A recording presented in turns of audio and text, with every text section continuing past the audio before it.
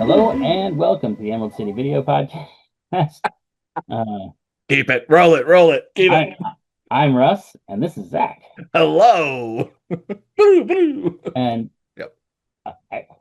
I'm gonna say this every time I have this file. I have a script from uh oh shucks, the guy who made Black Swan, Aronofsky. Aronofsky, yeah, Yeah. from Aronofsky's Batman movie. Like the Hmm. script was floating around on the internet for ages, and I downloaded it at one Yeah. point. My computer sees it as a threat.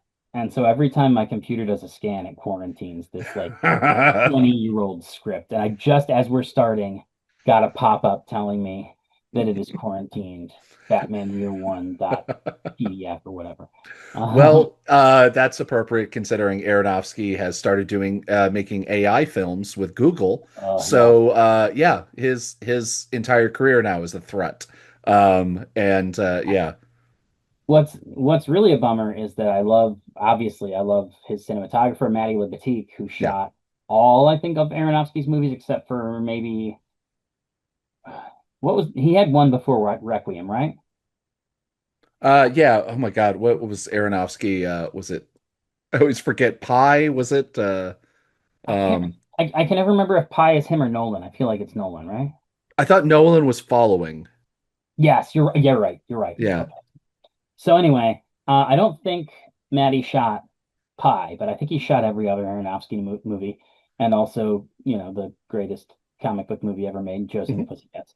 Um, but Yes, Pi. and Yeah. and so I'm like, I take it personally. Like, aside from like the general AI bullshit, it's like I take it personally if Aronofsky's going to start using AI because like you're going to put one of the best cinematographers in the business out of work. I, I Um, mean, I mean, like it's doing the same thing. Natasha Lyonne is also throwing her hat into doing like yeah, AI productions, and I was just reading an interview with Reese Witherspoon, and she's like, it didn't necessarily sound like she's like currently doing it, but she's like, oh yeah, I use AI in my daily life, and like there's a I think Vanity, no Glamour, I think Glamour interview with mhm, her, and it was just like it's going to be part of one of those people that like it's going to be part of filmmaking, basically get fucking used to it kind of thing. yeah, Like she didn't swear, right, but it's just one of those that's like I also hate that, like, oh well, it's kind of, I mean, yeah, from the political side of things, it's like, well, Trump is president, might as well go along with it, yeah, type of thing. There's troops in the streets, might as well give them lunch, might as well welcome them, whatever. And it's just like, no, we don't have to accept it. I don't know. I'm actually like, I think I'm going to start up a separate TikTok that is just basically called AI is a cancer, mm, and talking about how like it's basically infecting, metastasizing across every part of our lives, and there's no escape from mm, it. And this is my like, sorry, it's just like literally opening up Zoom and you have to unclick yeah, not to accept basically AI as part of it. And I'm just like, you know what? Like, I get that certain people want to embrace it and want to use it, and a very weird set of people that I don't understand find it useful. I guess if you're unable to do your job, like the job that you were hired for, and able to write and and do whatever, okay, and or if you want to like do math formulas that you can't actually trust the answer for, but like I just want the option to turn it off. Like I use Adobe, um and it's just like it's embedded in everything, and it's like accidentally I'll click a button and like it's like AI is now part of your thing, and I'm like, no, I understand that certain people want to make AI art. mm, Fuck them. I hope they die in a ditch, along with the people that run AI companies. But I don't want to do that. And it's just like it's so weird that it's just like no, there's no option to not yeah, participate in this, and it's just like to me that's like it's reeks of desperation. yeah, oh, for sure, Like it's yeah, like what it is. It's the Apple putting the U2 album on your iPhone of technology. That's what it yeah. is. Well, and you're right, it's desperation, and part of it is this. It's the same thing that we have with cryptocurrency. Yeah. It's I like mean, we have a you know, solution in search of a problem. yeah. We have people who have put way too much money into this technology, and they realize that by and large, most everyday users have no utility for it. And so now it's like, what can we break and then fix with AI Yeah. so that we can convince everyday people that there's utility to this? And I it's not a one-to-one thing, but it's very similar to how hard it is now to find a dumb television. Yeah. Like Yeah. I don't want a smart TV for a bunch of reasons, not least of which is we've had the TV up in the bedroom. We've had it for like a year and a half, 2 years, something like Yeah. that. And um, the other day, one of the it's a Amazon Fire TV, Yeah. which we got basically because somebody had COVID and they were in their room for a week, and so we Yeah. got a TV. Who Russ in your house who didn't have COVID at any given time? That's Yeah, that's my question. Anyway, sorry. but so we got the TV for the quarantine, and and yes, we continue to do like pseudo in-house quarantines up. We would still do it now, I think, if somebody got COVID. Yeah. So this isn't like I'm not exaggerating. It is a 1 to 2 year old TV, not a 5 year old one. Yeah. But in any event, so the other day the kids were up there and suddenly YouTube started like stuttering, like it had a really slow connection. Yeah. And it would like and can't fix it. Hmm. And we were like, oh, that's weird. And then Callie and I were watching a baseball game and we noticed that the audio on the game was off by like 3 seconds. Like, Yeah. and the audio was ahead of the video. So it'd be like you'd hear the crack of the bat, the announcer would Yeah. react, and then all of a sudden you see the guy swing, right? Yeah. Um, and I was like, oh, that's a bummer. Like when we're done watching this game, the next one will be fine. And no, it's not because it wasn't the game. It was apparently the MLB app, Yeah. but like taken in concert with the YouTube thing, I assume it's like the Amazon Fire firmware is fucked up in some way. Yeah. Um, and it's like I've never had this problem just hooking devices into my television. Yeah. Like I don't know how to fix like oops, the firmware that runs your entire Yeah. TV. Like and also because like we bought this is a cheap one. And so we bought because it was like, oh, we need it now because Yeah. like Yeah. our Yeah. what happened was that we loaned the other TV to a family member and it came back and it was cracked, but it was like the crystal on the Yeah. inside. So we didn't know it was cracked till we turned the TV on. Ah. And so like we start the quarantine and it's like, oh no, we need to go to Best Buy right Yeah. now. Yeah. Yeah. Yeah. And so we got a cheap TV because we weren't planning on it. And so of course this is in addition to everything else, it runs ads constantly if you're Yeah. not actively watching it. Yeah. And so I'm just like, my next TV is not going to be a smart TV. Yeah. Like, and I know it's going to be much harder to fucking find a dumb TV. I'm Yeah. going to have to like go to an appliance store instead of going to Best Buy. But Yeah, no. I've had a good run with the Roku TVs. And I'll probably TC I think TCL technically. Um, but like at this point, like I might end at this point it's just like it runs off of I have a separate Roku it's a soundbar Roku thing, okay, which I highly recommend, like as a whatever, because it's like $65. It works as a Roku device and it works as a soundbar, which is, flat screen TVs like just suck balls when it comes to audio. This is a lot better. But the cool thing is, not that this is not a sponsored ad, yeah, but it also you can Bluetooth headphone into oh it. nice, So I have like weird hearing issues when it comes to like audio and dialogue on top of like the flat screen stuff. And so I end up doing that sometimes if it's like a movie I want to do that. But that said, I was just like that's like the way I'm dealing with like the next TV I buy, like because I want yeah. to get like a slightly bigger one pretty soon. Uh, I'm just gonna get whatever the cheapest thing is and then hook up my Roku to one of the HDMI cables and just use that. I Um, saw a Roku recently, and I don't remember when, like what model it was, but I saw one that you can hook an Ethernet cable into. yeah. Can you do that with your soundbar? I'd have to double check. I'm not quite sure. Because Um, it does have some other functions.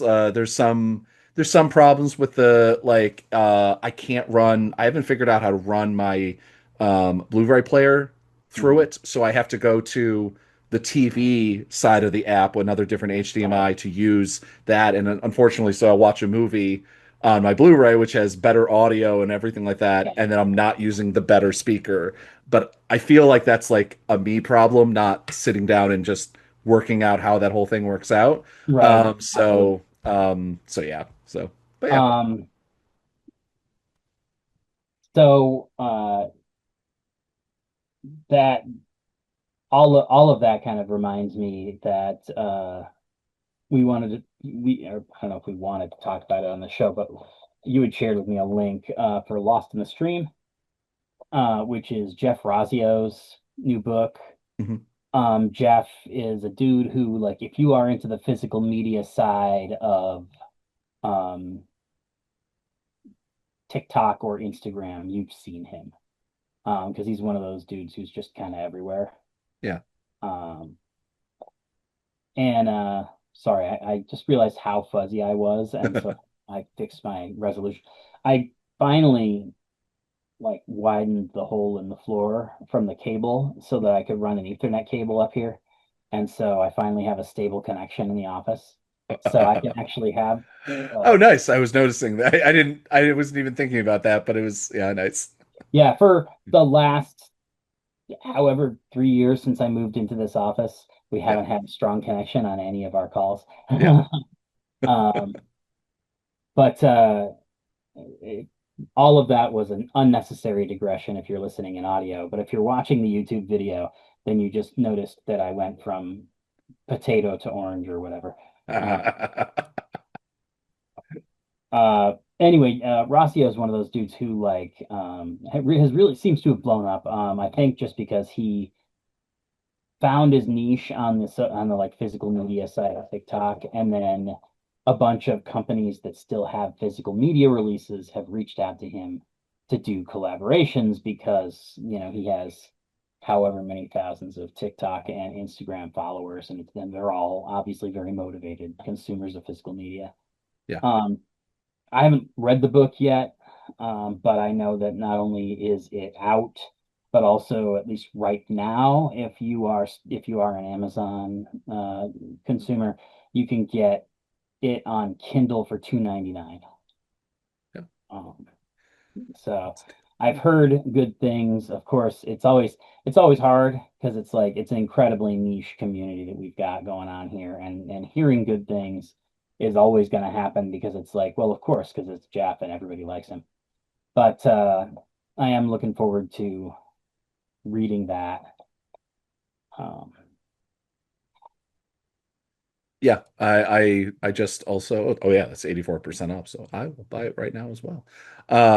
Yeah, no, I'm looking forward to reading that one too when I get done with a couple of the uh terrible books that I have to read. Luckily, I'm actually kind of at a lull right now. I read a lot of books over the summer because my wife and kids were home all the time, and so I wasn't hanging out in the office as much as I probably should be. Um, but now that summer's over, I kind of actively pruned down my reading list so that I wouldn't feel like I was in the middle of five things. Um, but uh, next thing I wanted to mention, this is an episode where we don't have a movie to review. We're just kind of like we wanted to catch up on some stuff. It's been a while since we made anything. Uh, Bill Fulton just started following us on Substack, so I wanted to make sure we made an episode for him. Um, but uh, there's a trailer today for a movie called I Like Me. It's coming out next month on, I think it's Prime. Ryan Reynolds shared it on YouTube, and it is a documentary film about John Candy. Ah, yes. And it's because it's directed by Colin Hanks. Um, he has access to everyone in Hollywood. Um, the trailer does a really effective job of kind of communicating the big ideas and pulling at the heartstrings a little bit. I will say there's like a montage of super, super famous people saying absolutely nothing in the trailer. And it makes me wonder how much of this is just like, look at all the famous people who we got to sit in a room with us. Yeah. Um, Yeah. Hopefully yeah, that's just the trailer. Like yeah. that's I mean, just I'm like, oh, assuming, look at famous people and we don't want to yeah. pull, what they say, but yeah. Yeah. I mean, I'm sure some of the people who don't talk in the trailer, like Martin Short.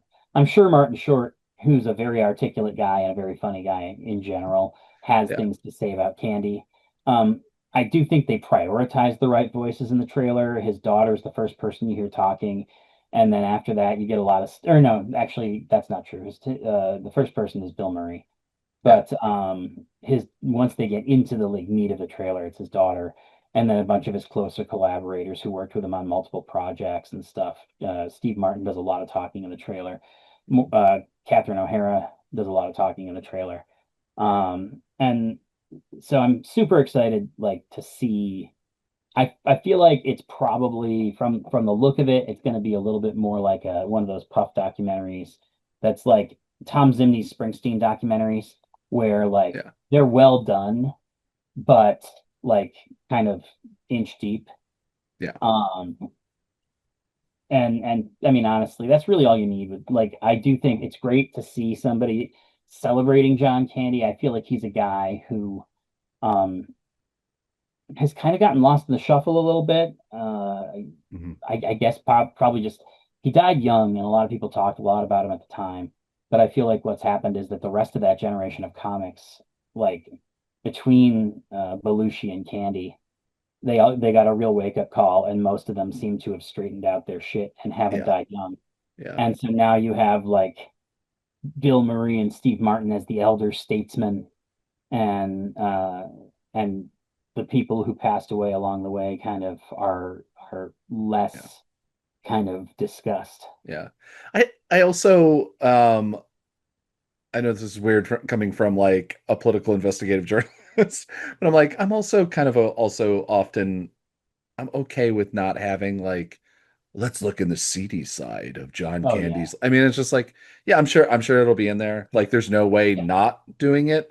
I think, because mhm, obviously that, affected his career and, whether he yeah, did movies, didn't movies and this type of thing, like it's impossible to write that history. But like mhm, so many, I feel like every fucking goddamn documentary about a celebrity or about somebody where it's just like, I mean, unless they're like a known person, yeah. that's like a terrible, like, I or if think it's uncovering, it's just like, let's just, based on the trailer, yeah. I think they're going to thread the needle a little bit with it because one of the things about John Candy is that um, he never had like serious substance issues that I recall.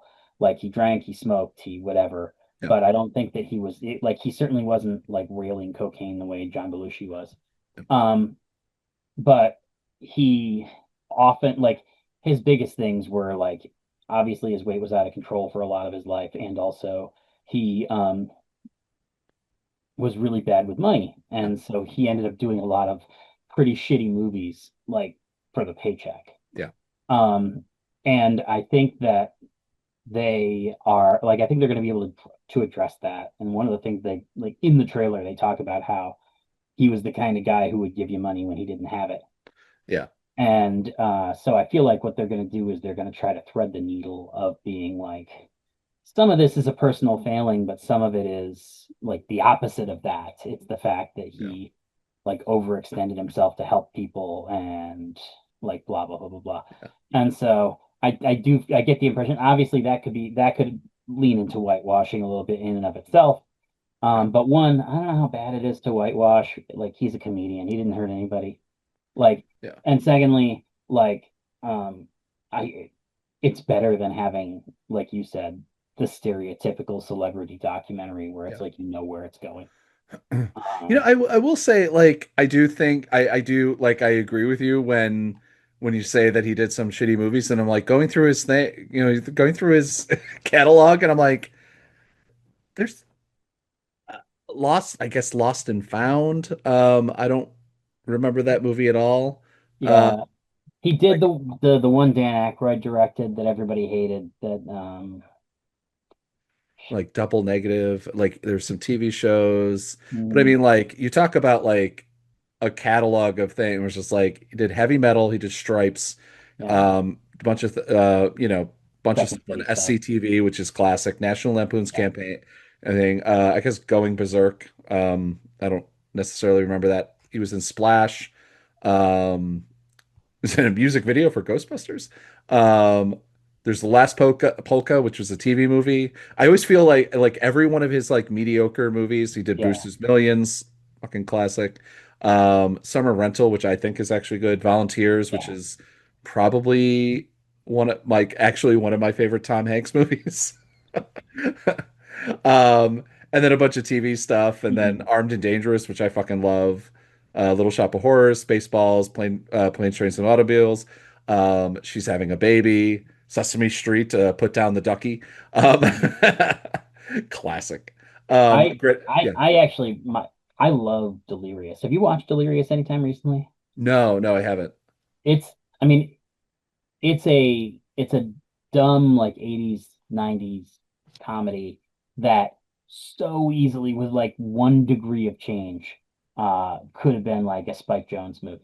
Yeah. It shares a lot of DNA actually with adaptation. Um, Basically he plays like a soap opera, the head writer on a soap opera who's in Oh love yeah. with the lead Yeah. the lead actress, and he gets hit on the head and ends up like in his dreams he's in the show, Yeah. Yeah, I but remember. Yeah. can still script the show, like can sit in his hotel room and write the events around him. And Uh he realizes like it's basically what is it? Was it when you're like controlling your dreams? yeah, I can't remember, I forget but what that's yeah, called. exactly. He knows it, like the he knows what's going on the whole time. The biggest threat to him happens when like somebody who doesn't know that he's controlling it through his magic typewriter shoots the typewriter, and it's like, oh no, now what? Yeah. Um, Yeah. but just a really dumb, really fun movie that had a really big idea behind it that you kind of didn't notice how meta and smart the idea was because of the execution, because of the time period. Yeah. Um, but you watch it like today and you're like, oh, yeah, this is a lot like Groundhog Day and adaptation and all these things that we take a little more seriously. Yeah. Um, but can I mean, growing up, Candy was one of my favorites. I watched The Great Outdoors like Yeah. a million times as a kid. Same. Uh, it's one I haven't rewatched in a while because I suspect it might not hold up. But the it's it. I just remember, when you're a kid, you have your very specific like narrow worldview, and it's like my favorite movies were like these 5 or 6 movies, and so it's like you don't know that not everybody else in the world thinks Who's Harry Crumb is a classic, Yeah. and so you don't know as a child that like John Candy isn't the biggest movie star in the world. Yeah, exactly. Um, Yeah. 'Cause I distinctly I remember seeing The Great Outdoors and being like, holy shit, the guy from Harry Crumb and the guy from Ghostbusters in the same movie. This movie must have made Yeah, $1 billion. yeah, right. You know? Uh, I mean, based on the number of times that I rented it, it should have, yeah. yeah. Um, Or at least saw it on TV. I'm trying to remember whether we had the VHS of that. I feel like that definitely should have been one that we had a beta or a VHS for. we So very quickly got to the stage when I was a kid where we would just record rentals.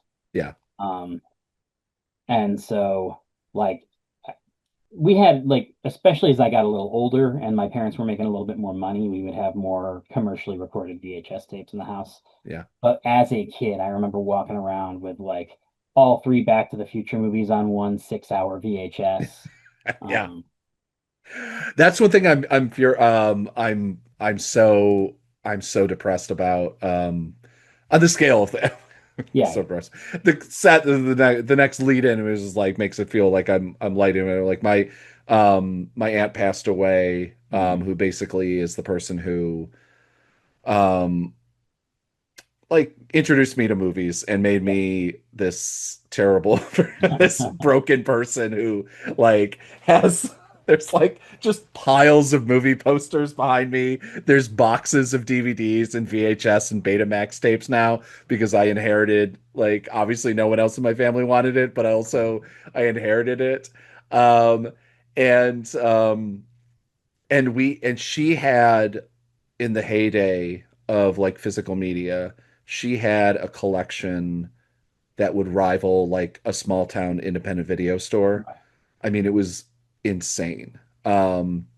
And a lot of it, like I still remember, my grandfather and her used to go to a bunch of auctions and things like that. And she came home one time. She came back to us, came over to our house, and she's like, "Yeah, we got an auction, and it was like 300, mostly VHS tapes, and mostly just some estate guy who was taping movies off of, Yeah. I don't think it was off of TV because I don't remember like ads and stuff like that in it, Right. unfortunately, for that the no mold guy, Yeah. on TikTok. Not that I have most of those. I think I have a couple of them left, but I don't know where all of them went. She must have chucked them, but like that makes me so sad because it's just like there's just so many movies, and like the original cuts of things and stuff like Yeah. that. Like I have, I've got. It's on because I'm broke right now. Not shockingly, it's on, unfortunately, on eBay. If you want a Betamax copy of The Thing, which I guess is worth a ton of money, I did not know this. It's on there for $375, which it's currently the lowest lowest one on eBay. um, but I'm just like, I don't. Embarrassingly, I don't even own a Betamax player right now. So, Yeah, I haven't had one in my years. I Den actually, unfortunately, Denise got rid of them too, which I was like, "What are you doing?" it's funny Just because the yeah, one that I had as a kid is apparently one of the most popular American models. yeah, And so on eBay, there's like a working one that's exactly the one I had as a kid. yeah. It's like 150 bucks. And I've been watching it forever. And it's just like, I don't know when I'm going to have 150 bucks to piss away on something like that. Like, and I'm selling 4K discs that I accidentally bought, right. like, and also a couple ones that I'm just like, okay, eventually I'll have a 4K player, and I'm just like, I'm not going to drop 150 to $250 on a 4K player in the near future. I Right. don't have that many discs. My Blu-ray player is perfectly fine. My Yeah. TV, my 40-inch Roku TV is not, Yeah. like it's not like anything, but it's just like it's killing me because like, oh shit, my copy of Children of Men, I accidentally I told you this, like I Yeah. went on a binge during, I think during, I don't know if it was during COVID or when it was. But like I went on a binge and accidentally bought a bunch of Region B movies Mhm. and Oh, European yeah. region, and I don't have any way to play these things. And I remember I've just been confused. I'm like, why aren't these playing? And I wasn't really paying attention to whatever, which is embarrassing considering all we do is talk about physical media. And I didn't Yeah. notice, but I remember a friend coming over. I think it was, I'm trying to remember if it was Tremors or um another film, and Satanic Panic or something like that. I forget what it was, and I was just like, why isn't this playing? I don't understand. And then finally I gave up on it, and yeah, we ended up having to watch it on streaming, which Yeah. sucked, but whatever. Um, yeah, I'm in the middle of like reworking everything in the house. We inherited a bunch of furniture and so I have this beautiful like hardwood entertainment center. So if you've been to my house, which of course everybody listening has, um, the TV because it was so That's big. by the way, that's at the $15 a month donation level on the Patreon. Exactly. Um, But for the last however many years, we've had the TV in the corner, and we had to like supplement the shelf in the corner with like a little triangle of plywood yeah, because like it was the shelf that it was on was too small for this huge TV. yeah, I mean, not huge, huge, but it was like it's like 52 inches, and the shelf is a bookshelf. yeah. Um, but so we got this entertainment center, and it's like, oh, we're fancy now. We can get rid of the plywood. Um, but also it's like, oh, now there's drawers for like all the video game controllers and the remote controls and stuff Yeah, like that, so that they're not just piled up in a giant heap of cables in front of yeah. the TV. Russ, you have kids, they'll be piled up still. That's Although my daughters really like the fact that if people put stuff back in the cabinet, they can find the remote control. There. Yeah. Um, Yeah. but in any event, like I can't remember what that. I was like, oh yeah, the shelving, and oh, it's just I'm reworking, and it's just like you get struck by like how much stuff and how many DVDs, and it's like Yeah. I have um a pile over there of the first 12, I think, seasons of The Simpsons. Yeah.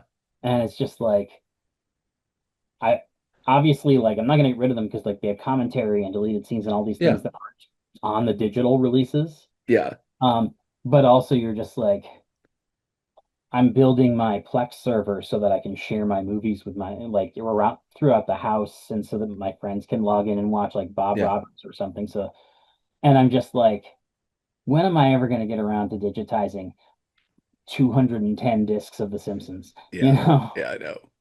I know we were just having the same we were having this conversation earlier because there's a bunch, obviously just like a bunch of Blu-ray stuff that I was also gonna sell because I'm like I don't know why, like, or like there's a bunch of Blu-ray stuff that like was like very much niche. My aunt like British, she was very much into like Yeah. British like mystery shows, and I'm like, I just don't, they're not in my thing. Hmm. And already my limited space Yeah. that I have. I mean, like this is, I bought these three bookshelves and immediately they're all filled up with like I still have a bunch more books like in storage that they fill up.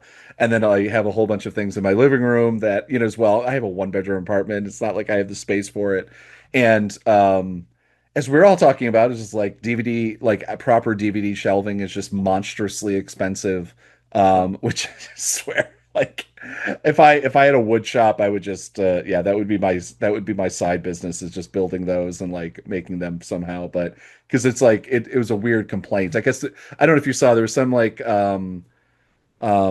physical media guy, I think it was on Twitter, maybe mhm. TikTok as well. And he was just like, he had all of his DVDs out in boxes and he's just like, they're all going. And it was like just a joke about like Yeah. he's just changing out the shelves. And he had the same problem where it's just like, I bought all these shelves. I spent like $1,500 on shelves because he had 5,000 films or whatever. And it's just like they don't work. They just simply do not work. They don't look good and they don't work. And it's just like it's the same thing where it's just like I can't believe I'm paying, like the only option is Amazon, and it's like $150 for a DVD case or a Blu-ray case that holds like 150 discs. And Yeah. it's just like, okay, I well will that, say, yeah, again, not sponsored, obviously, but check out Solder. yeah, Um, their stuff is marginally better quality than Amazon. It's not great, but like they um their stuff is like twice as expensive as Amazon, but they have very frequent buy one get one sales. mm, Um, nice, and so it's a higher quality thing. It's about the same price, and you're not dealing with Amazon. yeah, Um, so like I got the ones that are in this room. I got two of them for like 128 bucks. nice, And like I said, they're still like they're those ones where it's like it's real wood for the mhm, frame and for the top and bottom shelf, and then particle board for the other three shelves or yeah. whatever. But like it's better than like exclusively particle board. Yeah, yeah, And yeah. I mean, it's I just always find it insane. That's insane. It's wildly expensive to buy like these bookcases from IKEA. They're mm, 6 over 6 feet tall, mm, fantastic, easy to put together. Obviously they're, IKEA particle board type of yeah, thing, but they were like, it's like $68 or something like that for them. it's Like crazy. you go online to try to find like the DVD equivalent that's just more shallow. Like Yeah, it's just basically half the bookshelf. For some reason, they're yeah. $175. It's always like, Well, and what is going that's on? like I got that I mean IKEA clearly like has their corner of the market completely Yeah. because like I have that glass case that I have all my Arrowverse Hmm. statues. And I think you picked it up for me Yeah. on the way back because it was one of those things where I think you paid like $59 for Yeah. it at Yeah. IKEA. Um, or I could have had IKEA deliver it for 310. Yeah, yeah. No, I have the exact same one because I think I accidentally I bought one and then forgot it and then ended up buying another Oh one or yeah, something. that's So I right. forget something happened with it and I was Forgot. just like it has all my old cameras in it or whatever. It's Well, fantastic, but it's not that anybody but us cares yeah. about this, but just to validate your memory, Mhm. what happened was that you bought it and you were like, "Oh, I'm gonna bring this down on Wednesday or whatever," and then you left. You got like halfway here Yeah. and realized you didn't have it, Yeah, yeah. and then it was like, instead of disappointing me, you just bought another one. I mean, I And ended up, I mean, like it's great for camera stuff because it yeah, oh like yeah, it puts everything in one spot as opposed to like having like a bunch of random cameras and like yeah, having them get damaged or something like that or whatever. A bunch of like cameras that aren't worth anything because I bought yeah. them at like a thing. But yeah, So what yeah, have you had a chance? I don't think you've had a chance. I think we've had this conversation before. Have you had a chance to see Eenie Meanie on I Hulu? haven't yet. No, Oh, I want to because it's like I'm a Sam Weaving fan from yeah, yeah, Ready or Not and oh my God, what's the it's not Antichrist, it's God, she has a great new film that came out a couple, well, not new but came out a couple months ago okay. as well. But Amy's super super fun. She plays a really great driver, to like getaway driver, Mm, and I don't know if I want to say it is a lot of fun. It's got like a no spoilers, but it's got some like, oh, holy shit, I can't believe this film went that way, yeah, type of things. And like, I'm happy to see her, get, I guess like, I don't know, but it's not more mainstream because it's direct to Hulu or whatever, but like, just like a random character that like anyone can, I don't know about anyone can play, but like a, random woman can play in a yeah, thing as opposed to Scream Queen yeah. only. Which like everything else I've seen of hers for the most part has been vaguely in that genre, especially since Except Bill Ready or and Ted. Not. What's that? I said except for Bill and Ted. Fair, yes. But yeah, but Yeah, no, I but agree with especially you. starring, I mean, like starring roles and that type of thing. But like this was a lot of super fun. She like sells the driver thing, and and she definitely like really holds the film together because it's a little there's a little like it would be like a throw if it wasn't her, I think. It would just be like, oh, okay, that's a film that came out on Yeah, it's Hulu. fun. I mean, But like this one, I'm just like, oh, damn, I actually would really have loved to seen that in theaters, yeah. because it does a really good job with things. But I What's highly recommend it's funny? on Hulu. Yeah, What's funny is that because it got no promotion at all. yeah, yeah, Um, it's called Eenie Meanie, and she's Samurai Weaving. yeah. I honestly, like, in my brain, I kept like, and I know this is not true, but in my brain, I kept being like, "Oh, it's a Ready or Not sequel," because like Yeah, it just fair. sounds like the same, Which she's currently filming, so Yeah, but she yeah, is making a sequel. That's part of probably part of it. yeah, Um, I'm actually I'm glad she's doing the sequel because she was so damn good in the first one. yeah. But on the other hand, it does feel like a franchise that almost should be a distinct story every time. Like, I don't know how you carry on her story. Yeah. Um, like, There's another like so I've like specifically stayed away from yeah, yeah, I don't know how I'm possibly gonna not like once the trailer drops, I'll yeah. obviously end up watching it, but um there's another woman in the film, so I'm Hmm. like wondering if it's like I don't know what it could possibly be, but I'm like Right. I'm fascinated because like supposedly everybody else is still involved, right? It's all the same people, I I think think. so. This is how much I've stayed away from. Actually, I don't want to actually check. I believe it's still radio silence anyway. I don't know if there are any returning actors or anything like that. It's Oh, I just mean, it's still the same directing team, right? yeah, radio silence. Oh, That's Radio Silence. Yeah. um Um, I can never remember their real names, so it's helpful that they have a silly handle that they yeah. Um, but I don't know. I'm the fact that Well, it's I mean, I'm them. very excited for it, and like I said, the only reason I like had any kind of hesitation at all is because I'm like the premise itself. It's like it's going to be you're going to have to twist yourself like a pretzel to figure out why it makes sense for her to be back in that situation. Yeah, Um, but you could very easily make it like a Final Destination kind of thing where like this is a force of the universe and you beat it, so it's oh, mad. this does actually have a killer cast though. Oh, nice. Obviously Sam Weaving, that's enough. Sarah Yeah. Michelle Gellar, Elijah Wood, Oh, um, David Cronenberg, which is wild. Um, and yeah, those the names I recognize immediately. Um, but yeah, that's promising. Um, that'd actually be very cool if it turns out to be some they figure out some way to do like a Freddy or a Yeah, kind of like franchise or something like that where she yeah, I don't know what she would be. But like that, like her having the same kind of um having like that level of Scream Queen. It's yeah. by the way, the other film that I was talking about is Azrael, Oh, um, yeah, I which do remember. oddly is like it's a silent world and kind of it's a post-apocalyptic thing, and it's a silent world, so she isn't screaming all the time. And it's which is funny. So it's like I actually dug that because it was just like, oh, cool. Yeah.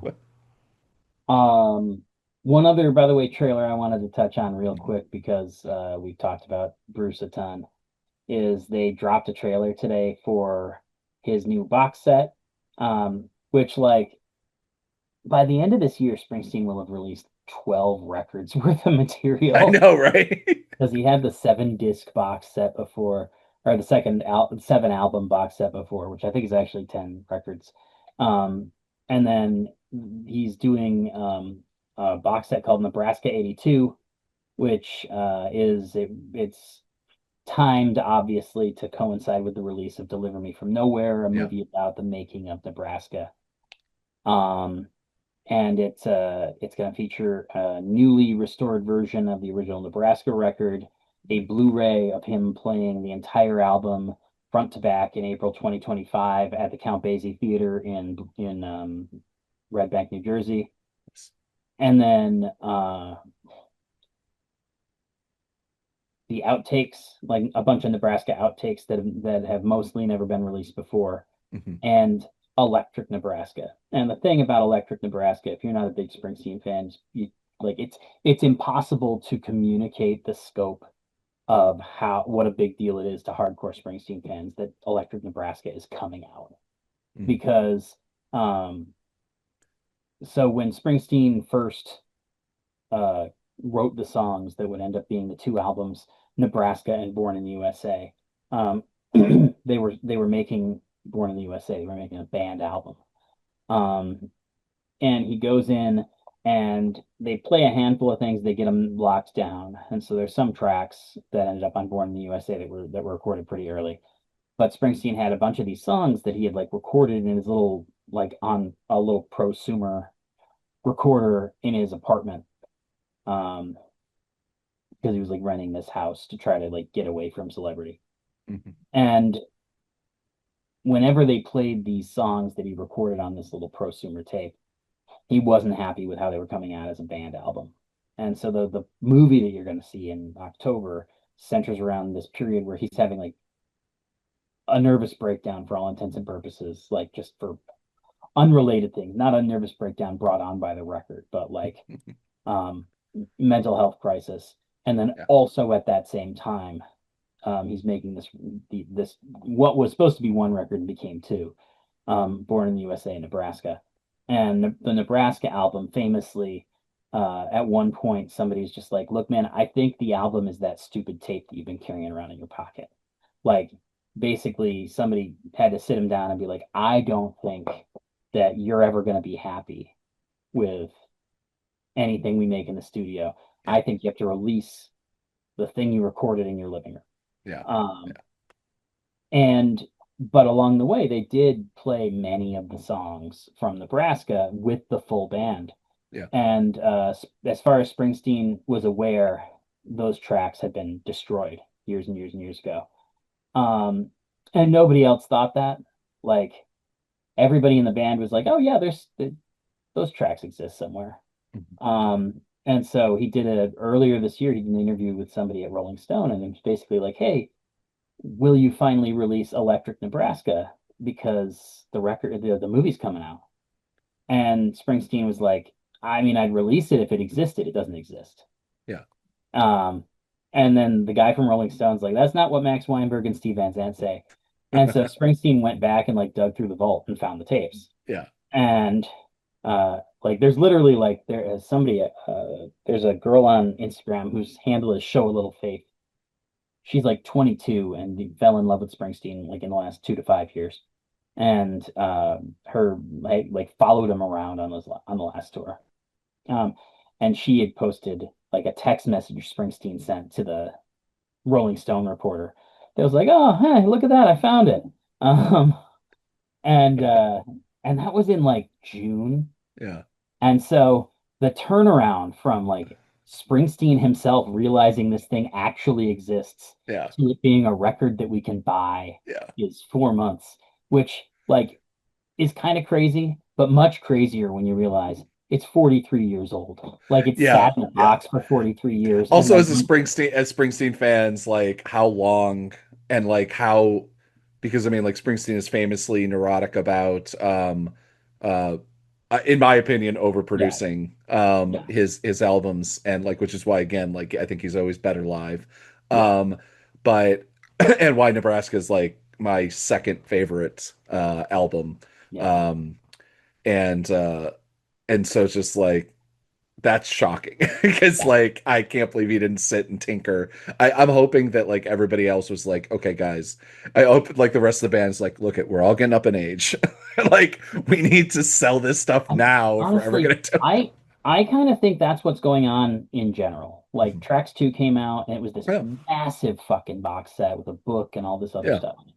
And now you got this Nebraska thing. Springsteen's already said he's got plans to do Tracks 3 in 2027, I think it is. Mhm. And his next tour is going to be a solo acoustic tour, I guess, because he's got a solo record coming out. Yeah, Um, I mean, they have another E Street album that's almost done, supposedly, so it's going to be apparently a very productive handful of years. yeah. But like, my guess is that now that he sold his catalog, Mhm. um, that Springsteen wants to release all this stuff so that he can release it on his terms. Mhm. Because if he can put it out in a way that he's reasonably happy with, then Sony doesn't just dump it all on iTunes as Yeah, like vomit yeah, in, when he dies. And so it wouldn't surprise me yeah, at all if that's the point of yeah. some of what's going on here. Sorry, I'm laughing because I'm just like in my head, I'm like, oh, he's doing what Taylor Swift did. Yeah. Not really, but yeah. But so like in my mind, I think that's why we're getting so much stuff this year and why we're getting so much stuff in the next little bit, because I think a lot of it boils down to now that he doesn't own the rights, Yeah, it's like, well, this stuff's all gonna come out at some point. I might as well have a hand in it. yeah, Um, but I'm very excited about Electric Nebraska. I mean, I'm excited about the whole box set. What's funny is Springsteen, like his early stuff, um, the like Paramount, Columbia leaked like a sieve. Like, he just the like 2 weeks ago released Lonely Night in the Park, which is a song that he recorded for the Born to Run album. Um, and it was a song that Springsteen loved. He wanted to put on the record, and one of the two guys who produced the record with him just fucking hated it. There's a book that came out recently called Tonight in Jungle Land. It's about the making of the record, and even in like 2022, when they were doing the interviews for the book, Mike Appel was like, "They'll release that fucking song over my dead body." Um, but so that song finally came out like 2 weeks ago because of the 50th anniversary of Born to Run. hmm Um, but like all of and so the casual fans on the subreddit were like, holy crap, is there more stuff from Born to Run that we've never heard? yeah, And it's like not really. Partly because like they just didn't record a ton of extra songs for that record, but also because everything leaked at some yeah. point. Like there was this collection of CDs called Bruce Springsteen The Lost Masters that I had in college, hmm and it was like there's like four CDs that were just alternate versions of Born to Run, alternate versions of Jungle Land, alternate versions of Backstreets. It was just like, here's the one with all the strings. Here's the one with Springsteen singing harmony with himself on Born to Run. Here's, all this kind of stuff. Yeah, Because they tried everything. Like that record famously was in production forever. And so like there's not only are there not that many extra tracks, but also like everything that they recorded for Born to Run had already leaked 40 years ago. Yeah, yeah, And so it's kind of this weird little miracle that like Electric Nebraska just somehow stayed in the, because like even Born in the USA, like there's a yeah, bunch of tracks that were cut off Born in the USA that leaked in the 80s. Again, I had a bootleg CD in college called Murder Incorporated mm, that was like an early version of Born in the USA, where yeah, like I think Held Up Without a Gun was on there and Murder Incorporated and maybe Blood Brothers or something. yeah, Um, no, not Blood Brothers, because that one was anyway. Point being, like like all of that stuff leaked years and years ago. And so to me, like I always kind of assumed like why would anybody throw out those tapes? But I did figure that Electric Nebraska was not in a releasable shape yeah, because with Springsteen saying that he didn't think it existed and all the leaks that had happened over the years, yeah. it made sense to me that like if these things existed in a releasable form, somebody would have leaked them by now. Yeah, I mean, when you mentioned it earlier and you're like very excited about it, I was like, it I felt like it was just part of, I mean, like there's so many Yeah, bootlegs, there's so many yeah, like released, actually officially released stuff, and I'm just like, okay, I just didn't pay attention to it yeah, when it was previously unofficially or kind of a shitty, a drop, yeah, just like, oh, back in the 80s or something they dropped it, yeah, or 90s they dropped it. And because I'm like, it's not the electric version of a yeah, fantastic, specifically acoustic, it's just like yeah. I'm kind of good, but I will say yeah. the outtakes record that they're putting out. There's I think three tracks on there that have already been commercially released. Hmm. The Big Payback, which was on the Essential Bruce Springsteen a few years back. Hmm. Um, the original acoustic demo of Born in the USA, which was the first one Yeah. on like the one on the Nebraska tapes. Um, and like it's I think it's going to be really interesting listening to, and again, like I kind of want to do not as part of ECV, but as its own like standalone podcast. I kind of want to make like a mini series where I just go deep into depth on all the tracks releases that Yeah. came out this year. Yeah.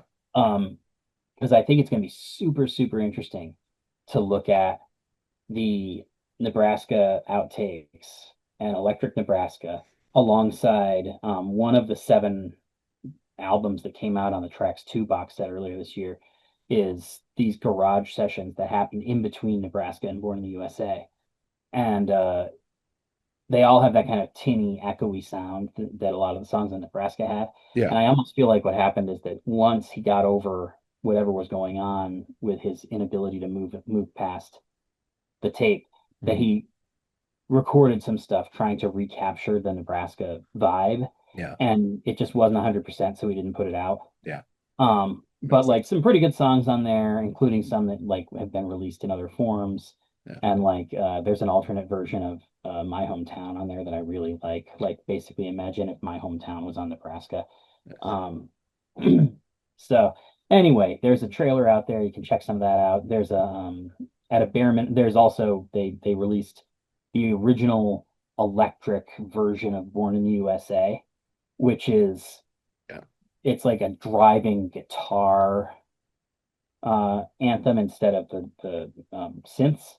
And it's more like it's if you ever heard the original like the acoustic demo, or if you've ever heard him do it acoustic and on tour on the 12 string acoustic, it's got that kind of vocal delivery instead of the one you know from the record. Yeah. But with electric guitars and Gary Talent on bass and Max Weinberg on drums. And so like it's pretty cool, and that you can hear in the trailer for the full album, there's like an alternate version of Atlantic City. You only hear it for like 3 seconds, but it very much sounds like, oh shit, like that's a version of Atlantic City that could have been on Born in the USA. There's synths and it's, Yeah. so it's really like I think it's going to be a really interesting like I'm excited about the record, but also I think it's going to be a really interesting way to look at it as a scholar, quote unquote, kind of sit down and look at like these like 18 months of output between Nebraska, the 82 garage sessions, the Nebraska outtakes, Electric Nebraska, and Born in the USA. I Yeah. feel like there's a whole book to be written just like sitting down with those records, and they're all coming out within 6 months of each other. Yeah. Um, Yeah. It's yeah, it's gonna be it's wild. I continually hope I probably like ranted about this before on this album. Like we've had so many like Stevie Nicks, like so many people have gotten their kind of like very famous, like yeah. people that like exist in the pantheon of like greatest Mhm. rock musicians and singers and everything like that. People don't need to like, oh, they never got their shot or whatever Yeah. type of thing, you know? Like it's not like Stephen Nicks like really, you know, Yeah. I mean, maybe money wise, I don't know, but like history and music history as in like their place. But like Springsteen, it like I feel like hasn't gotten that. Like I've always thought that like one time Taylor Swift is gonna play some Springsteen song because it honestly to me it always made sense, especially when she was a little bit more country. Um, that there was like that crossover. Yeah. Um, and because he's because he's played, I think he's played a couple, he's at least played one or two. Um, and then it was gonna like hit, and then like, oh, the very young generation would discover Springsteen, and Yeah. like kind of a revival would end up happening. But I'm just shocked that that hasn't happened because there has been like a lot of big bands that have like either brought him on stage or like played Mhm. with him or like done like some big covers of him, and but it like never really happened, and it's very interesting to watch because there's a very large, I don't know about very large, but there's a very loud subset on online that anytime you mention Bruce Springsteen, it's like this adamant he's overrated, he sucks Mhm. at every, bad singing, bad guitar and whatever, Yeah. and it's just like, is he the most amazing singer? I mean, like, is he Jimi Hendrix on the guitar? Is Yeah. he, like anything? It's just like, are we talking about Bob Dylan? Like, I mean, are we talking about like who are we talking? I mean, like, just it was like when we talk about those things, it's like, no, like Taylor Swift is not that talented of a singer. She's not that talented of a musician. It's the vibe. I'm not like her biggest fan, but like it's the vibe you can't deny, you Well, know. it's also like the thing that Swift and Springsteen both Yeah. have is kind of a holistic package. Mhm. Like they're good at everything. They're Yeah. not necessarily great at any one thing, Yeah. but you have this kind of holistic. I mean, I would argue that Springsteen at least is great as a songwriter. Yeah. I don't know enough of Taylor Swift stuff to say much I mean, I about. think like again, like I mean, again, like I always can look at like what I like and what I can respect. Be like Yeah, for what Taylor Swift is, she is fantastic at it. Very yeah, clearly, she's a fucking billionaire. yeah, Like, and she's like, and she's gone through it to me like the right way. She's paid her workers well. She's, yeah, done the things. She had to buy her album, buy her things back and recover yeah, that and like really built a fan base and cultivated it in such a way. Um and but like I don't know. I don't, again, there's a couple yeah, songs that like she is undeniably good at writing the yeah, catch that like I can still there's a handful of ones that I'm like you start playing that song I know it even though I've only listened yeah, to it yeah. 3 times or whatever, heard it in the background or whatever. She's Right, yeah, fantastic at that, so like you can't take that away from her. I mean there's so many pop bands, singular pop musicians who are like that. yeah, But it's just like but yeah, but yours, like you're saying, like it's very much just like there's kind of a we would the say whole now a package kind of brand, going on it. Yeah. a package. Yeah, yeah, I will say too, just because we've talked about the Swift a bit, another thing that I wrote about on the website that came out very recently, like I think last week, is John Fogerty has a new record out called Legacy, yeah. um, where he basically just re-records CCR's Chronicle. I mean, that's not 100% true. There's like a couple of songs that are swapped out, Yeah, but it's it's simultaneously kind of this inspiring story of him. He finally got his rights back and all this kind of stuff. And also just like John Fogerty is just the king of spite because like at a certain point you have to assume he's doing this just so that the other members of the band don't get their share of the royalties anymore. yeah, yeah, Um, but like if you don't know the story of CCR, obviously one of the most they were incredibly prolific over a short period of time in the late 60s, early 70s. They made some enormous hits that you've definitely heard in terms of Proud Mary, Down on the Corner, Heard It Through the Grapevine, Fortunate Son, and If you've they, ever watched a Vietnam era war film, you've heard yeah. this song. Well, especially because like they got screwed over big time by the record company. They Hmm. negotiated just a terrible deal. And then because the band broke up before they had a chance to renegotiate, they were stuck with this terrible deal forever, basically. Oh. And the guy who owned that record label was also a film producer. Hmm. Um, Oh. Saul Zentz, I think is. He produced Amadeus, The English Patient, One Flew Over the Cuckoo's Nest. Oh, okay. Um, Ironically, much of his fortune was built on screwing over Creedence Clearwater Revival because the record company didn't have that many other big Yeah. names. Yeah. But he over the life of the band, the band and Fogerty sued one another a bunch of times. The band and whatever his name is, the guy who owned the record label, sued each other a bunch. At one point, Fogerty released a solo song that Saul Zaentz thought was too similar to a Creedence song that he owned the rights to, so he sued John Fogerty for plagiarizing himself. Yeah. And Fogerty had to like go to court and play the songs for the jury and show that they were different songs. Yeah. Yeah. Um, it's just like the there's so much bad blood, and like uh Fogerty's brother was one of So the tying owners. it back to Taylor Swift, there's bad blood, one Yeah, might there you say. Yeah, go. there you go. Yeah. Yeah. That is so much better than because I as soon as I mentioned his brother, I'm like, oh, that's a terrible, unfortunate pun because his Yeah. brother Yeah. died from complications of from HIV from a blood transplant he got during a back Jesus. surgery. Yeah. Um, but like his brother died in 1991, and John and Dan Fogerty never made up. Um, Fuck. at the funeral, John Fogerty delivered a eulogy where he said, "We always wanted to be rock stars when we grew up. Well, we got to be rock stars, but we never grew up." Um, Hmm. and it's just like one of those things where you're just like, God, what a. But like the new record's really fascinating. There's some tracks that are undeniably worse, obviously, 50 years later. There's some that I actually like better.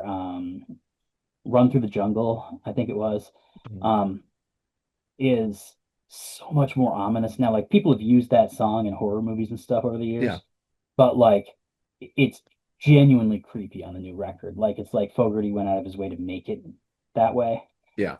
Um, but it's at a bare minimum, it's the kind of thing that's worth checking out on Spotify or YouTube Music or whatever, because like I think it's fascinating to see how like the evolution is for these songs, and also because I personally, again, leaving aside the fact that like he seems to be potentially releasing this basically to fuck over his bandmates, and there's so much spite like going back Yeah. 50 years between everybody. Um, Yeah. they're like there is at least on some base level like the Taylor Swift story there, where it's like he outlasted Saul Zaentz, and when the new people bought the record label, like they were like, "Okay, John, we want a relationship with you. What can we do to fix it?" Yeah. And over time, like what eventually actually happened is that they figured out that like after 56 years, he'd be able to terminate the copyright transfer and he Yeah. would get it back for free. Yeah. And so his wife was like, okay, so what if we bought it now? And so the record company gets something Yeah. and we get, 5, 6 extra years with these songs while John is still able to perform publicly. Yeah. Yeah.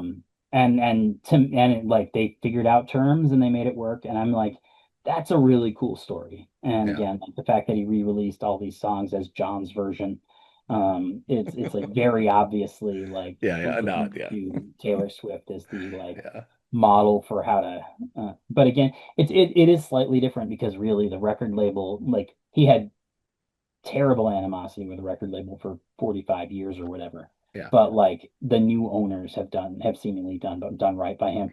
I know the first thing that they did because they wanted to reestablish the relationship is that they um started paying him royalties Hmm.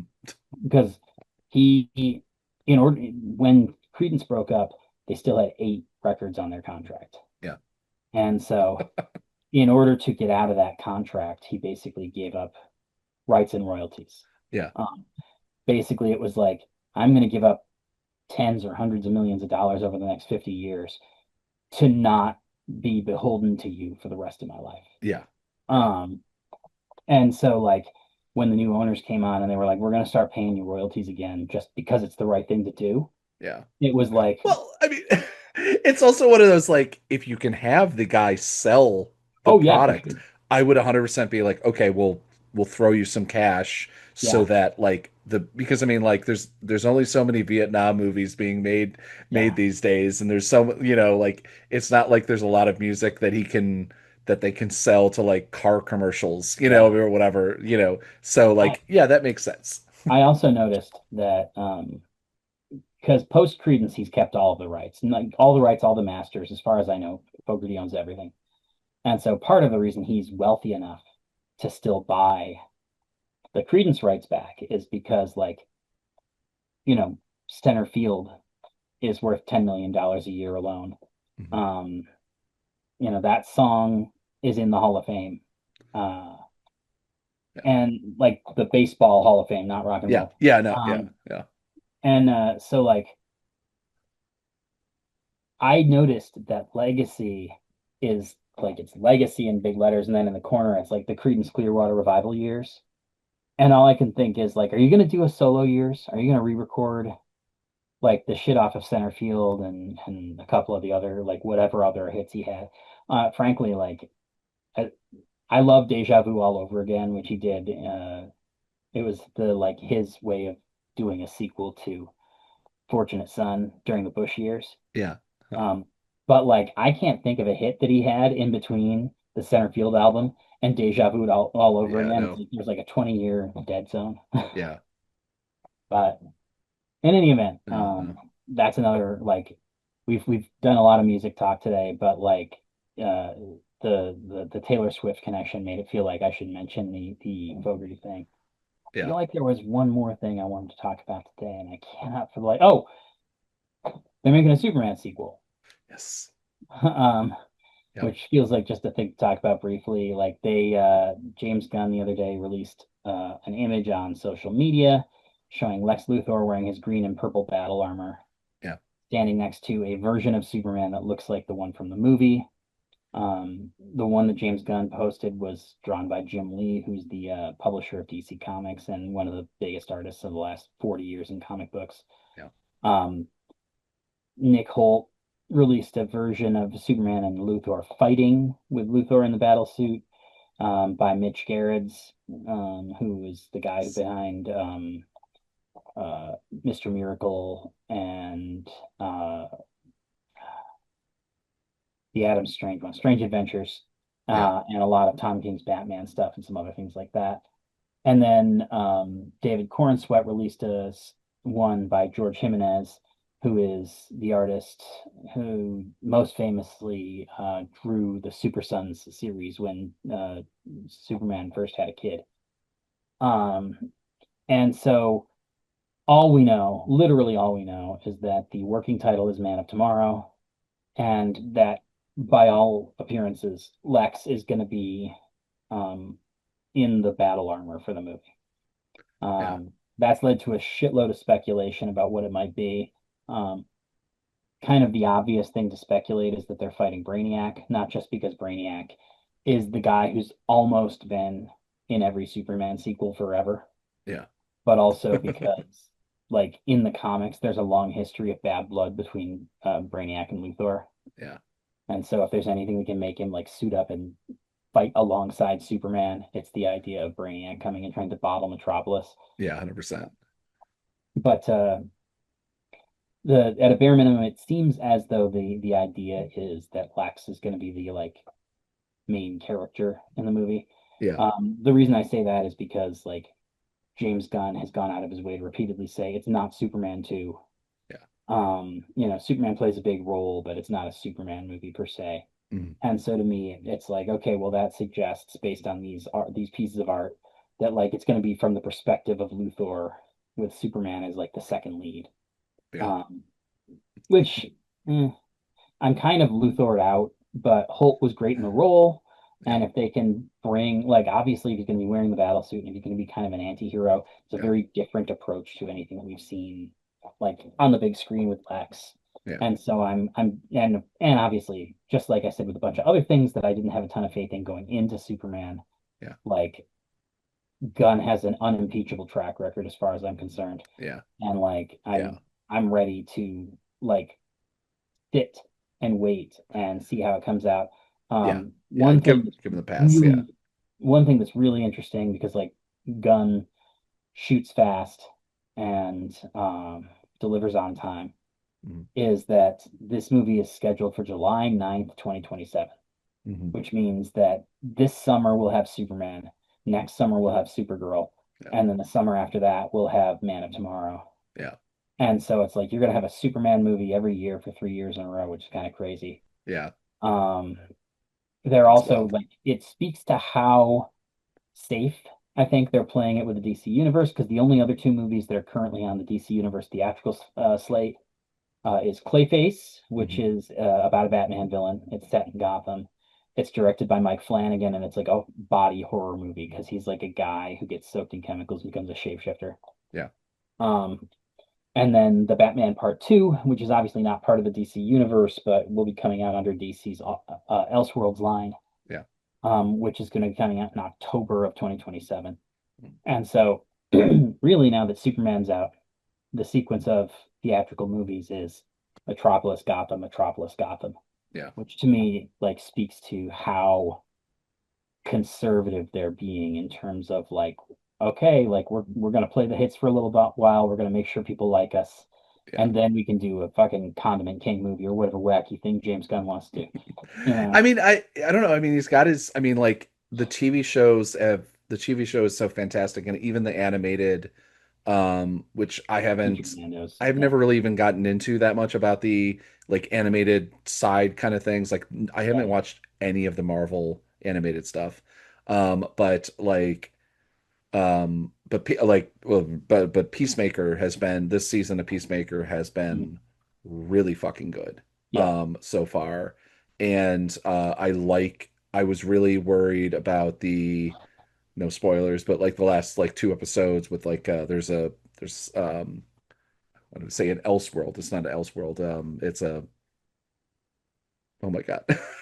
The multiverse. the multiverse Yeah, of another Peacemaker world, yeah, and but like it's because I just kind of I'm really fucking done with it with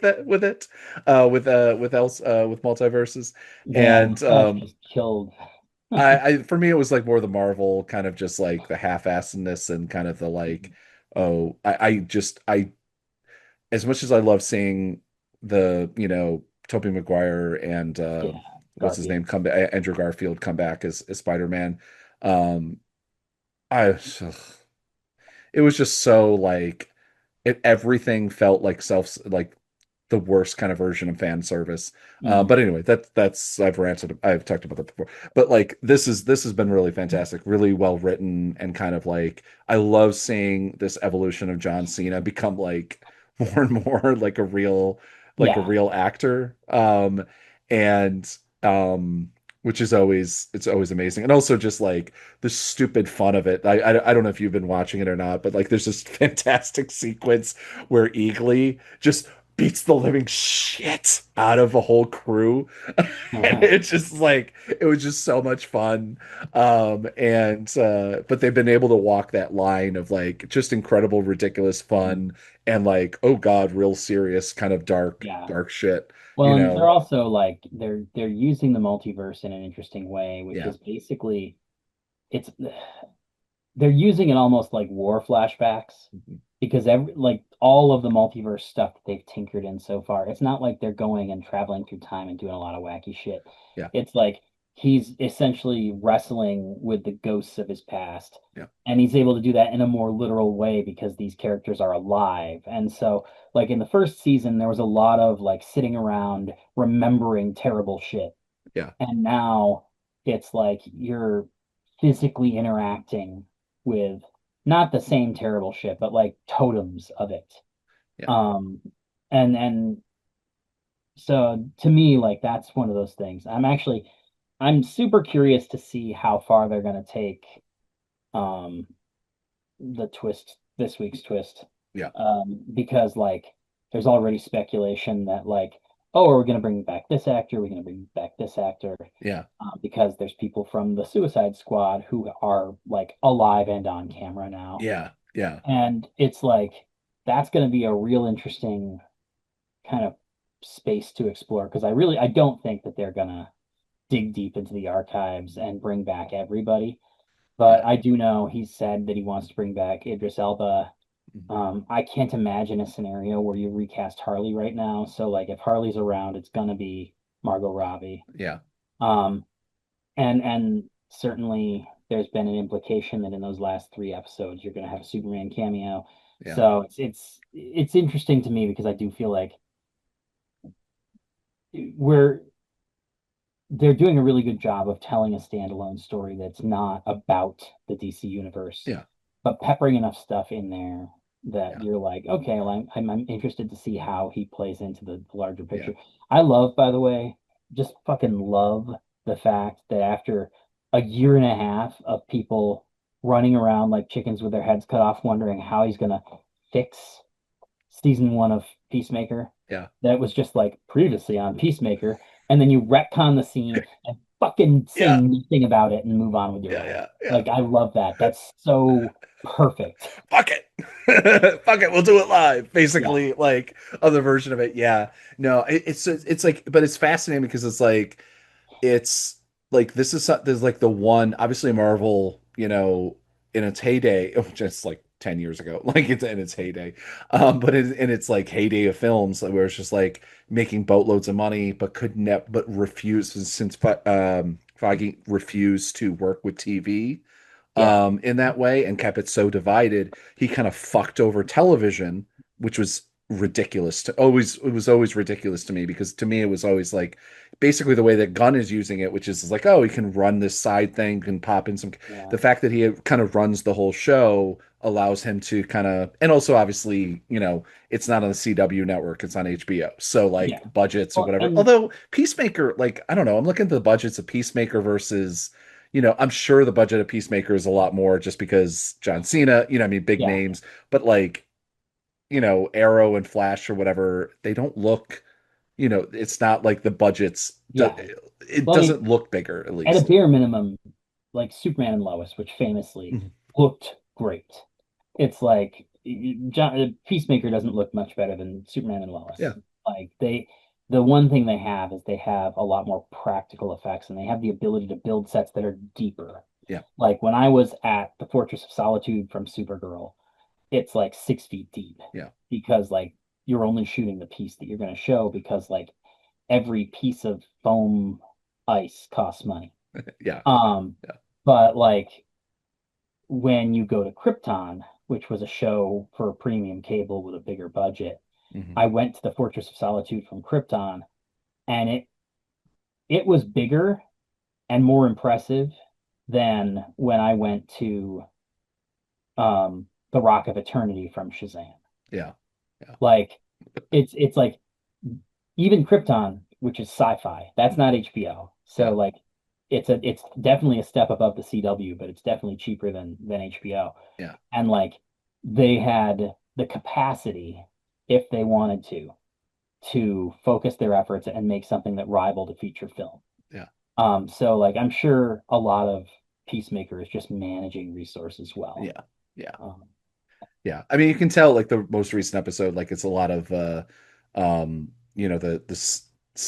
set already existing kind of set yeah, neighborhoods that like studios have and things like that. yeah, Um but and just like obviously reset dressed or whatever because mm, but yeah, no, I've been super happy with that. Obviously Creature Commandos is like I fucking can't wait until the next season. yeah, Um, and I will say a funny thing that I got to write in a caption for the Progressive magazine. I did a piece yeah, covering some veterans who were going out to the National Guardsmen in Washington D.C. and handing out little flyers saying, "Hey, here's how you can, if you don't want to if you don't want to do a fascism like you are yeah, now, you can call this number and get help on, right, basically disobeying a illegal, in your mind, illegal command right. or whatever." And one of the guys was wearing a GI robot shirt Nice. that says like something, I forget what it says, but it was like, yeah, obviously it says one of his phrases about wanting to Yeah. kill Nazis. Right. And like I wrote specifically wrote into the caption explaining about like who GI Robot was and why he Yeah. wanted to kill Nazis. Nice. And I'm just like, yes. If I Because ever it's get also to, the photo of him. It's like he's holding an upside down American flag, the guy is, and he's handing a flyer out to the guy. And it's very reminiscent of John Turturro in Cradle of Rock, where you're like, hell I'm yeah. handing a leaflet. And that's all like when that happened, and I'm like, oh my God, what's the line? I'm inciting you. I'm a Yeah. riot. Yeah. You're a riot. Yeah. But yeah, Uh, all the yeah. shit that goes through my brain. Such a great movie. I Mm, actually, that's one of those, like, I really still want, like, of the many book projects that I want yeah. to do. Like, I would love to, like, get to sit down with Tim Robbins for, like, a weekend and just talk about what I guess are going to be the only three movies he ever directs. Like, Yeah. because, like, he seemed, I mean, he's done a couple other things. He did something for that 9/11 anthology and some some shorts and some weird stuff like that. Yeah. But like really it's like he did Bob Roberts, he did Dead Man Walk, and he did Cradle to Rock. Yeah. And then it's like he hasn't really done that. He hasn't tried to make another feature since Yeah. then, as far as I know. And it's just like those are three really fucking good movies. Yeah, yeah.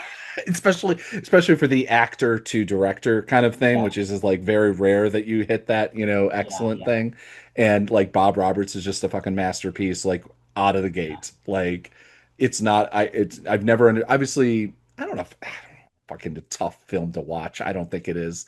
I've never it's a yeah. film that I've never really understood. I guess it's so it especially in this era, like the last like 15 years or so, or 10, 12 years, where it's just like it's such a film that like would piss off anybody right of center that watches it because it's so blatantly making Yeah, fun of people like Trump. yeah, And but way before Trump, was yeah, a political, well, I guess he was a political, but whatever, but like a mainstream middle political figure. yeah, But it's just, it's like I think it's almost everybody in that film's best performance. I think yeah, it's Tim's one of Tim's best performances out of all of his films, yeah. maybe I mean, outside of like Bull Durham. that But was the movie where I just and I mean it's hard to say it's Giancarlo Esposito's best performance because like everything that fucking yeah, Esposito does is his best yeah. performance. I think But there's like the other problem is that like there's not enough of him in the film. Like if it was more of yeah, him in the film, I could say. But yeah, um, but he yeah, sold that character so fucking well though. Like and didn't and it's just like a hobo journalist kind of thing, and it's just yeah, like yeah, didn't play into that like with the fingers gloves and everything, and it just and didn't play it anyway. But we should yeah, yeah, we should go watch Bob Roberts again sometime yeah. soon and basically try to talk about it enough so it gets a goddamn fucking Blu-ray or 4K release. But yeah. All right. Any final thoughts before we go to sleep? I know this has been kind of all over the place, but that was kind of the point. My thing is, holy shit, if you're not watching the Aliens TV show, um, Oh yeah, yeah, yeah. The Earth. it's been like every other episode so far has been absolutely fucking fantastic. Okay, it's going somewhere, and then absolutely fantastic, and then it's going Yeah. somewhere. And like, but it's just like this last episode was fucking like all of the things so great and such, and they're doing aliens in such a it feels so much like the original Aliens, Hmm. with no Flash, no whatever. I mean, the I forget what the series or the movie was, what it was called before the previous Yeah, film. the one that just came out. I can't. Yeah, like last year, like that was Yeah. fantastic. But like this is obviously a lower budget and whatever. Yeah. But it's just like just people trying to deal with like deal with like the billionaires or the trillion or whatever they are. They're beyond Yeah. billionaires. And also at the same time dealing with literal some and oh my God, the creatures in it. Hmm. Oh my God, so inventive. And like I love that they every single one of them, including like these little bugs. There's this eye creature. I don't know if you've watched it all. There's I this haven't one, yet. No. there's a it's not a spoiler because it happens really quickly in the film Yeah. in the first episode, but I think it was the first episode. But there's an eye creature. It literally looks like an eye and has tentacles. And what it does is it attacks you, rips out your eye, replaces the eye, and then its tendrils basically take over you as a zombie thing. And oh my God, and it has like a level of intelligence. It's not just like it's trying to do something. Right. So it's just like it's so fucking good. Like, and it's so, and it has that like a little bit of the comic kind of like, Hmm. really good kind of like, I don't know about, it was a little bit of body horror, but like a Yeah. little bit of comic to it that like, I think Which that the that's what I was original, gonna say. That was a big part of the like of a lot of Cameron's yeah, early work is like Cameron, and he didn't do it in the like very look to the camera and wink way that Marvel yeah, does it. But a lot of Cameron's early work, whether it was Terminator or like Aliens, excuse me, was really great at kind of acknowledging the inherent absurdity yeah, in what's happening. yeah, And like again, like I feel like now you hear that and you cringe a little because you think about like, the Bryan Singer joke about yellow and blue spandex. But it's like, no, it's not, it doesn't have to be that way. Like acknowledging the absurdity of the genre like can be done in a way that's like clever and yeah. subtle. I And mean, I still always remember like Bill Paxton like freaking the fuck out, how ridiculous like in Aliens. Like yeah, to me that was always like how isn't there like and this is I think that there's not really that like that distinct of a character going right. we have to fucking get out of here. What the fuck are we doing? Are you fucking insane? And it's just like it's so yeah, it's really kind of gone back to a lot of that. There's a lot of you can tell there's like a lot of physical, like the alien creature is fantastic. It's also Right. like I love how when it actually changes, like the this alien is a little bit more um I don't want it. It sounds like a bad thing, but like a little bit more of a human like Hmm. form, like where its movements and things like that. But then it also jumps right into the like old school alien kind of style movement. Right. So it's like it's very fascinating. There's a podcast. Last thing, like there was a Yeah. podcast that I was listening to, and it really made me sad Hmm. because it was we're talking about James Cameron. And somebody was just like it was of course a movie podcast and we were talking about it's like James Cameron's my favorite film and it saddens me every day that we've lost him as a director because he's going to spend the rest of his life making avatars Yeah. and like him like this guy whoever podcaster or whatever this is like he's my favorite director. I can't remember anything from those films and I'm Hmm. like I didn't even watch the last one and it's just like yes they're technical spectacles, they're absolutely amazing on that thing, but like Right. there's no memory of it, which I think is like everybody really insults and I think to some degree correctly insults Avatar, which is like, yes, Hmm. there's these, they've made more money than God, and like Yeah. it allows him to keep doing it. Like I kind of wish the next one would just bomb. And like I don't want that necessarily to happen to any filmmaking or whatever. I never Right. want, Right. unless it's Joker 3. Um but but it's just like because I'm like I like he was so I mean this is a guy that brought us Aliens, brought us Hmm. Terminator, brought us so many other things like and It's then the only counter argument I'll make to that yeah. is that I'm sure there's somebody out there who looks at like Red State and looks at Zach and Miri and goes, why the fuck is Kevin Smith wasting his life on But more Jay and Silent Bob movies? I mean And I, I don't disagree on that, but I'm like Kevin is gonna eventually come up with a new idea and like the 5 films from now or whatever it's not like he's I mean, he Quentin did just Tarantino. do the 4:30 movie a minute ago, but Yeah, like, but I mean, just like, he is like there.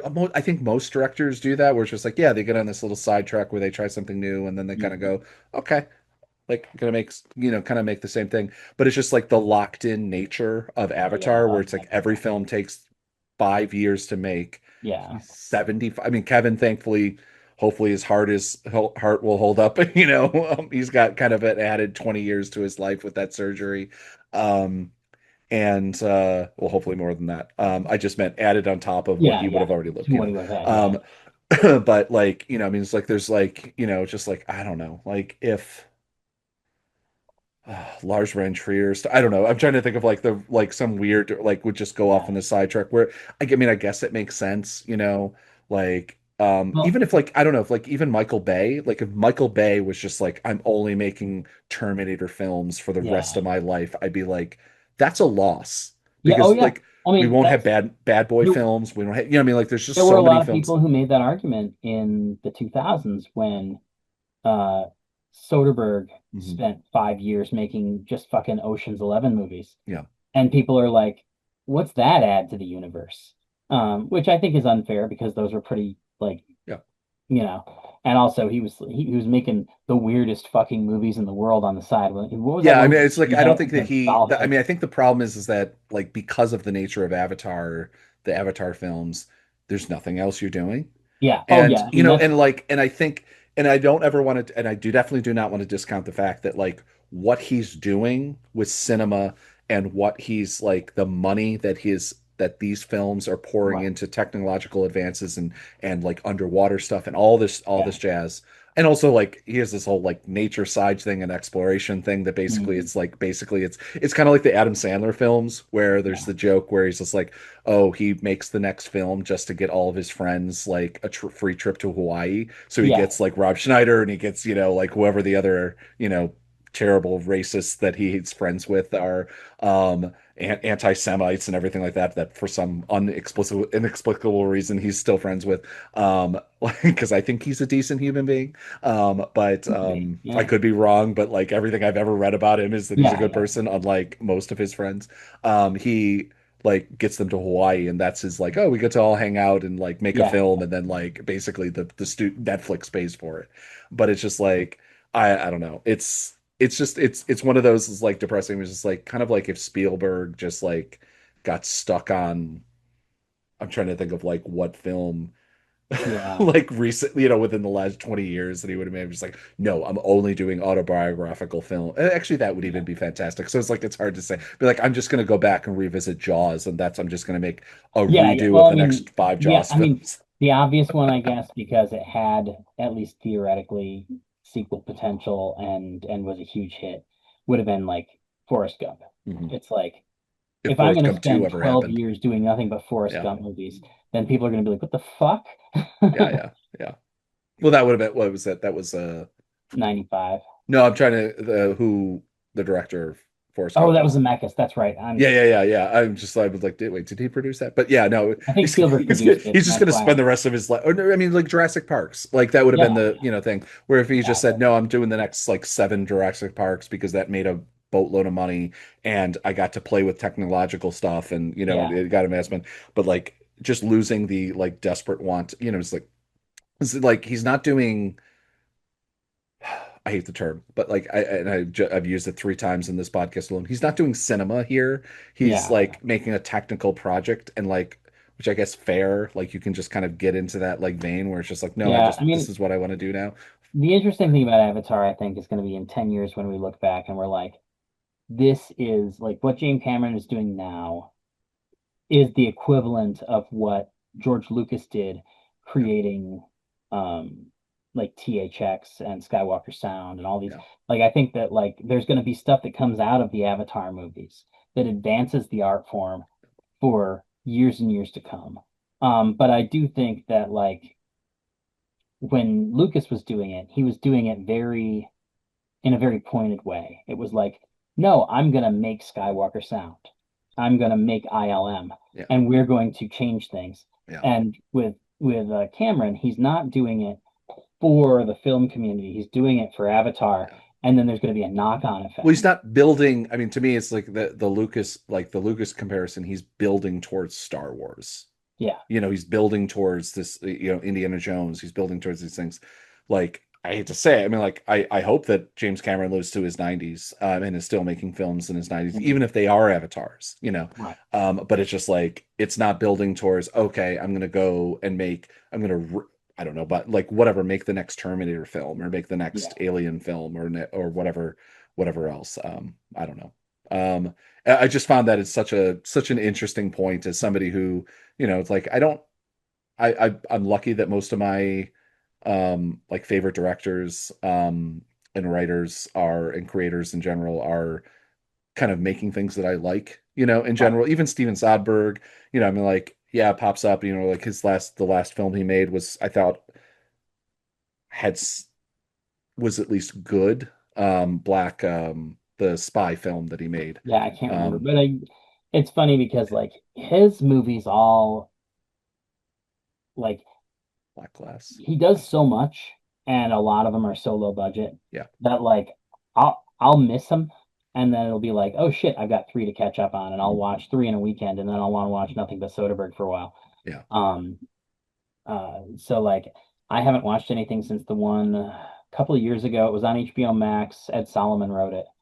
Um, Oh yeah, that was good. yeah, the Yeah. heist. I can't remember the name of it, but Yeah. I really like that one. And so I'm behind a little bit on Soderbergh because again, the guy's so prolific that it's easy to get behind. But Yeah. It's funny because probably still, like, which is really almost embarrassing to say, like my favorite oh my God, what is it called? Haywire is probably my favorite, probably the film, Soderbergh film that I've watched more than any other film. And I just love the quietness of the film. And I think it's like one of those weird, like, and it's one of the things that pisses me off about Gina Carlo's like insane, right-wing drift that she yeah, did. Um that like she was really, I thought she was like, for the, like, there's certain people, certain actors, certain, like, especially wrestlers, or just like mm, people that aren't traditional actors, who, if they choose their films right, are very good at what they think. I think that, like, The Rock was very good in his early couple films. He oh yeah, chose really good films. It's like, I'm not necessarily the biggest actor, or the best actor, but I'm like, he did like Pain and Gain, I think it was, with mhm, I think, perfect for that. Holy shit, he was great in that. Like, he was yeah. just cast. And it's funny because he was just complaining. I don't know if you saw this clip. I'm sorry, I keep bringing up things.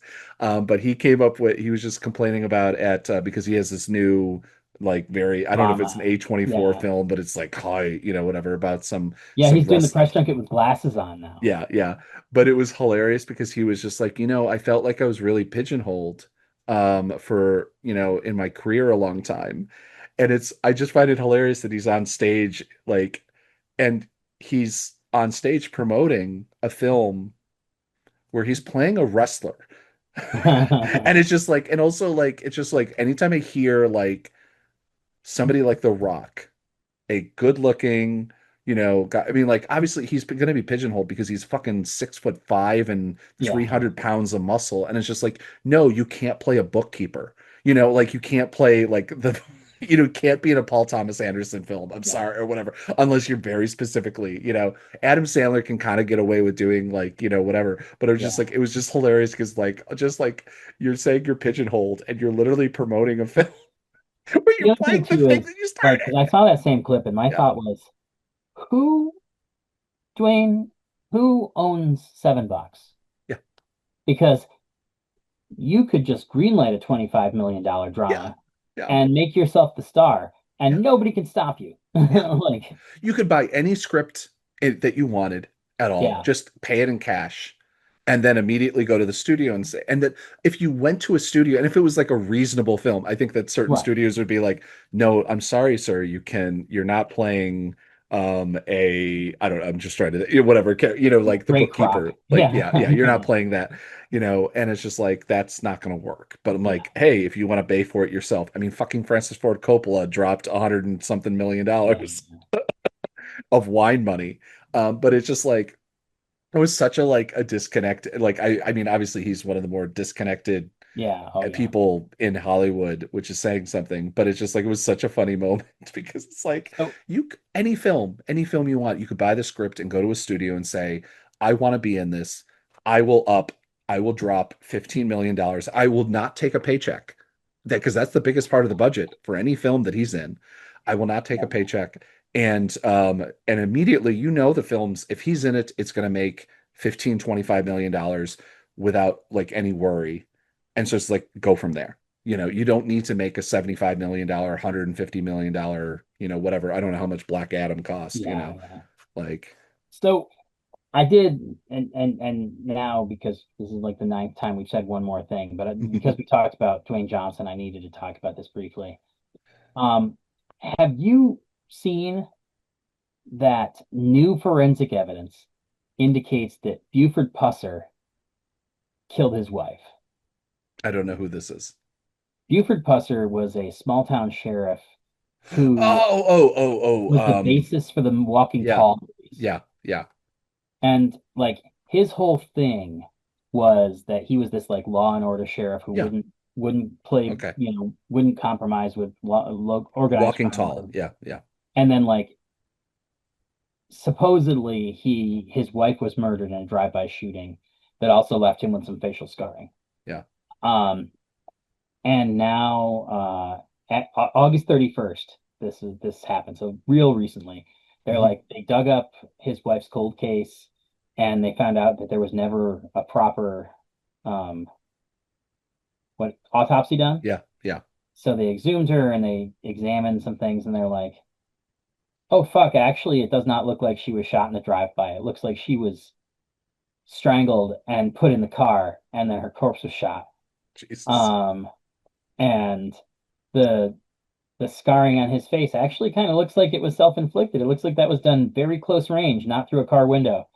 Yeah, Um, and so like I just one of those things where it's just like so fucking fascinating to like this guy yeah, built an entire legend. He lived 50 years. They made six movies yeah, and like now come to find out it's like no, the defining moment that like the movie is based on where like they kill his wife and he goes on a roaring rampage of revenge. yeah, Like no, he killed his own wife and then he just used it as an excuse to kill a bunch of criminals in an extrajudicial way without any kind of scrutiny. yeah, yeah. Because like in a small town, who's gonna blame the guy who's killing his wife's Yeah. killers? That feels like such an American story. Yeah, oh for In sure. so much like the fact that like again, this a hugely American story that everybody like that even if it wasn't that specific story, like that style of sheriff Yeah. Oh yeah. it is like a branded thing that people like so much of like I cover the world of constitutional sheriffs where it's just like Mhm. no we work we're above we basically Yeah, since we're the only law enforcement officials that swear an oath to directly to the Constitution, which is not really true. yeah, Like we are kind of above the Supreme Court, we're above the law, we are the yeah, law. It's very Judge Dredd bullshit. yeah. In the negative way, not in like Right. not to go against Judge Dredd.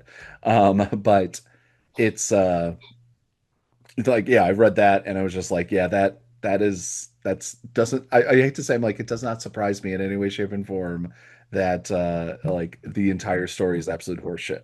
Oh yeah. It doesn't surprise me that it's horseshit. It surprises me mostly that like it's been like that they reopened the case Yeah. and they opened this can of worms. Because like when the FBI made the announcement, they were like basically they were like, "Hey, we know nobody's going to be happy to hear this, Yeah. but I'm just genuinely surprised that in this administration and with this DOJ that it was done because well, I like think I think the case was reopened and like most of the findings were made like 2 years ago, 3 years ago. mm, And what happened was that like the case got declassified and they like open like basically it's like they figured it out and then yeah, they were like, okay, well now's the time for the press conference. yeah, And so it's like this administration didn't do any of the yeah, hard yeah, work. They just like said, okay, sure, have the press conference, tell everybody you solved the crime, you know. yeah. But Yeah, that's yeah, it'll be interesting. I can't wait for the revival film where it's just like somebody's got to make a like Walking Tall the true story or something like oh, I'm sure that like film I because that guarantee like that guy who did the Amityville movie mhm, and then like a year later did the one about Sharon Tate or whatever it was. yeah, Like there's gonna be some exploitation B movie director who's making one like right now. yeah, Um, yeah, and it works perfectly because Walk Tall was so heavily fictionalized. They didn't yeah, even use Pusser's real name. yeah, It's just obviously based on him. yeah, And so like you can just make a movie about Pusser yeah, and like That'd that be a kicks great like honestly though it'd be like I'd love to see like an A24 style walking you tall know kind movie. of take on it like we're just like okay we're starting to we can just kind of delve into this like real life Yeah, story a little bit more and they God, that can would make be it a fun. darker film. Um like although I'm not I don't know if we need it'd be kind of nice to like do it but like I want it to exist. I don't know if I ever want to have any interest in watching it Yeah, though no. so I'm yeah. sure it would do bank. I mean, I figured like it's the kind of thing where it's like if you could find a way to take an existing franchise that people have at least some lingering memory of and attach it to a fucking true crime story, Yeah. like that should be easy money. Fair. Yeah. So, Yeah.